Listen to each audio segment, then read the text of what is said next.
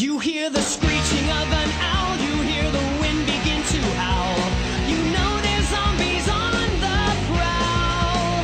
And it's terror time again. They've got you running through the night.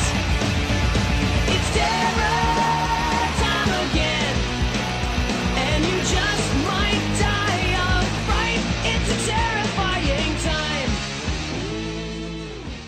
Hello everyone, we're back with a new beginner's guide for y'all. In today's video, we're going to be doing an in-depth breakdown of fishing. All the different things you can catch, what affects fishing, how to fix and keep your rods in good condition, and more. But before we begin, I want to give a shout out to the lovely Katophoenix. She did the artwork for today's video, and I'd also like to thank y'all for the feedback and support on the videos. They're all very much appreciated. Now let's begin with some required reading and classing up, shall we?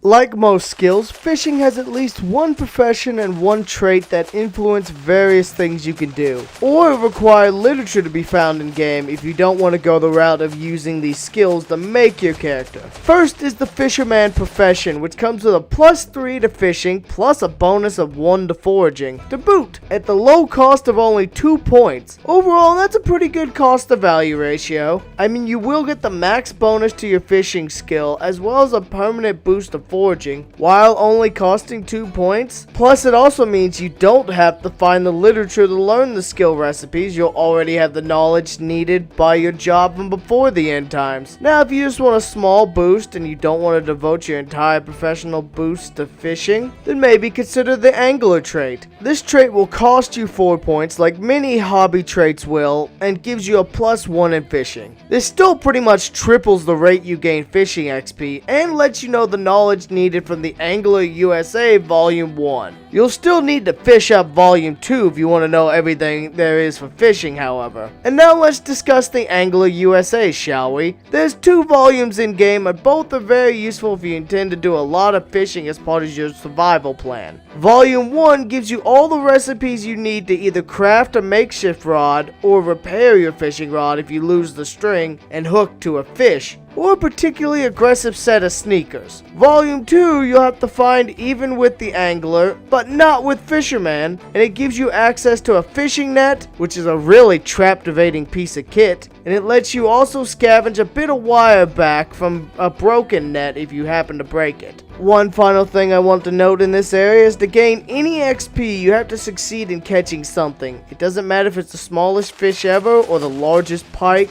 or even a moldy old shoe. All that matters is you caught something. The final thing to note in this regard is also 5 skill books that'll help give you multipliers. So be sure to seek them out if maxing out fishing is a priority for you. Now let's head upstream to our next section and cover the tools of the trade, shall we?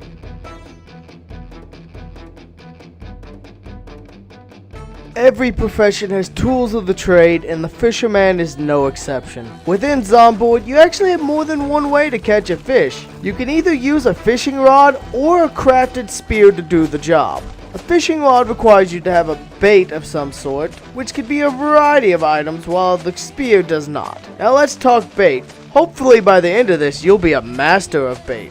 There's 2 main categories of bait that one can use, that being live bait or fishing tackle. Live bait's easier to use at a lower level and is more easily found as it can be scrounged from the dirt in the form of worms, foraged out of the woods in the form of various insects, or even dug out of the trash like a raccoon dumpster diving for scraps. You can also place a net in the water to catch small bait fish for your fishing needs. These bait fish are small and they're barely worth any hunger on their own, however. Instead, you'll want to use them to catch bigger fish, as the only type of fish they can catch is the fat-ass pike. Whatever you do, do not leave the fishing net in the water for more than 12 hours at a time, however, or you'll most likely come back to the trap mangled and broken by the tides, or whatever fish you caught trying to escape. Be sure to frequently check it for the snack that smiles back. And keep in mind that however the bait fish is also more likely to catch trash, as they can only catch trash or pike. One last thing to note about the net trap is that if you can find it either in stash of fishing or hardware equipment areas, or it can be crafted using 5 units of wire and 10 units of twine, which will give you a trap to rival the great and terrible Astolfo. Help! Master, I'm stuck in the washing machine. Now keep in mind that while live bait's easier to use and more abundant, it can escape off your hook if you're unlucky, and it will be fully consumed whenever you do manage to catch something, so you'll have to use some more bait.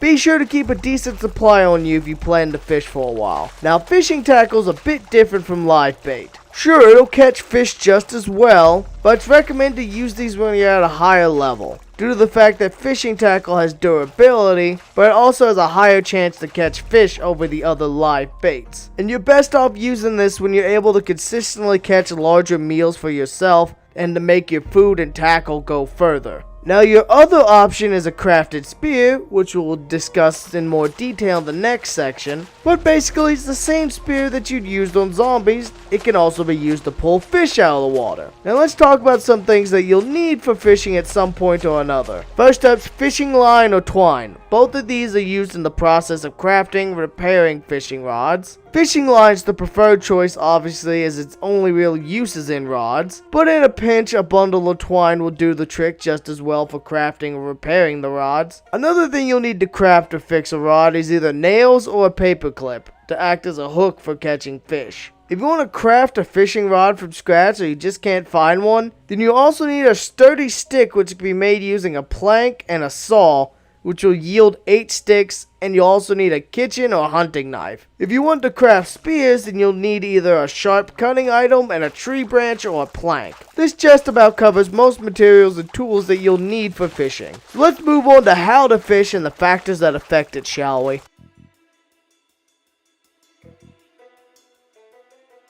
Fishing in Zomboid is fairly simple once you have your tools gathered up. You walk up to the water, you right click and select fishing, and you choose which tools you want to fish with, which will determine if you need bait or not. And if you do need bait, it'll let you pick which bait you have from your inventory and which inventory you'd like to place your catches in. Simple, right? Now keep in mind that your level will determine how reliably you'll catch things and influence your chance to catch bigger things. Now you definitely want to keep your offhand clear of bags, as your primary will be filled with the fishing rod. I'm sure you all are used to having your rod in your hand, and your secondary will be filled with fishing bait. So stuff those fish in your backpack instead. Each cycle of fishing takes about 5 seconds as well. And now there is a variety of factors that affect fishing and your likelihood of catching a fish. Now let's start with defining what an abundance level is. An abundance level is how abundant a type of resource is. You may have noticed these in the sandbox if you messed around with them. Stats wise, these are what most affect your chances of catching fish and are influenced by both the time of the day or the time of the year.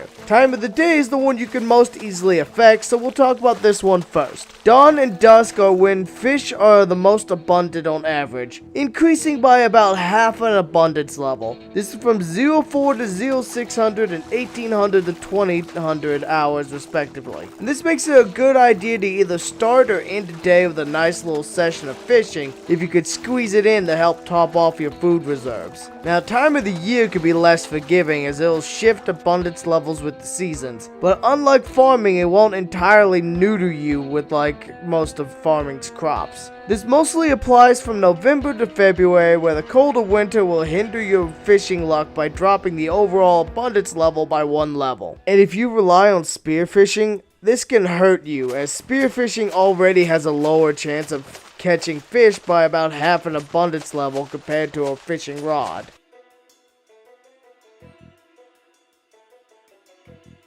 This section is going to be a bit more hodgepodge and sporadic tips and information that is still relevant and useful but doesn't cleanly fit into the other sections. First is overfishing. If you fish an area completely out, you won't be able to fish from that region until it over time restocks itself. So either find another nearby source of water to fish from or wait it out. Maybe go tend to your crops or loot some houses. Speaking of wandering off, you're best off to make sure the area you're fishing is completely isolated and zombie free. The last thing you want to happen is to fast forward the game while you're fishing and have a zombie sneak up and nibble your neck like your lover while you're not looking, now do ya? Now fish come in 3 size ranges each, and for each size range, there's a weight modifier that calculates how heavy a fish is. This modifier is then input to determine how much hunger the fish will satiate. On screen's a handy chart to help you read, and as well as examples of the various calculations that go into estimating hunger. While not particularly helpful as the game calculates all this for you, it's nice to have a bit of a peek behind the veil, as it were. Fun fact,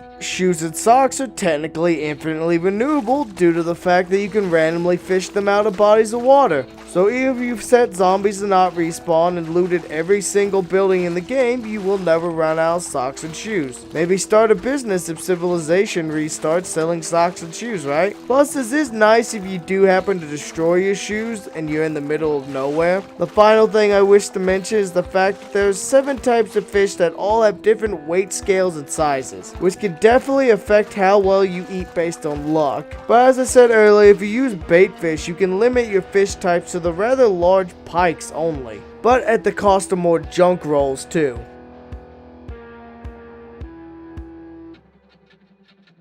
Overall, fishing is a rather easy skill to get into, and it's always valuable as you'll always need to eat. And it's one of the quickest sources of food and combines nicely with other forms of food production, as well to make some high quality meals. I mean, if you combine foraging with some fish and farm goods, you're gonna be eating pretty damn nicely. Maybe make a fish roast with some mushrooms and potatoes. Either way, you should now be well equipped and ready to get out there and fish up a meal. Now before y'all go, I'd like to thank y'all for the support as always. And I'd also like to thank Katophoenix for her lovely artwork. Be sure to check her out down below and have a good day, y'all.